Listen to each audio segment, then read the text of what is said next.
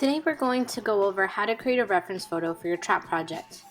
For this project, you want to photograph yourself or someone else using a light source from a device like a phone, iPad, TV, creating a chiaroscuro effect with your lighting. It is helpful to have someone else who can assist you with this part of the project.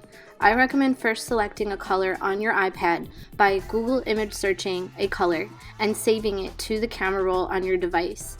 Then make sure that your color is taking up the entire screen of your device and put your screen brightness all the way up. Go into a dark room or closet with your device and position it where you need to in order to illuminate the portrait. Using another device, photograph the portrait. You do not want your device's flash to go off, so make sure that setting is off.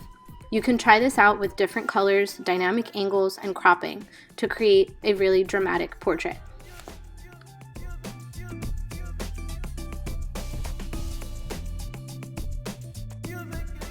Here's how to set up color on your device. I'm setting up color on my iPad. The first thing that I'll be doing is doing a Google image search for a color.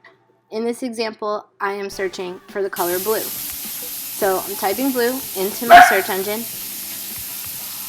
and I am going to select a color blue that I like from the image area. And I'm saving this photo directly to my device. So first click it, make sure you're selecting the big image and save the entire color to your device. Then open it up in your camera roll and turn your screen brightness all the way up to max brightness. Rotate your device so the color blue takes up the entire screen. This is going to come with you into your dark workspace so that way you can use this color to project onto your portrait. So now we're going to take the portrait reference photograph. You'll be seeing my mom. She was my helper today. We're going into the bathroom and shutting the door behind me. You can notice that now I have no lights on, and the only light that is illuminating the portrait is coming from the device. You can see the blue color that's taking up the entire device screen. The person that you're photographing can hold the device where you need to in order to create your composition with your portrait.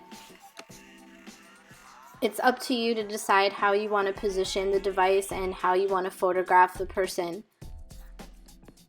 Have fun with this and try searching up different colors and see how that impacts your portrait.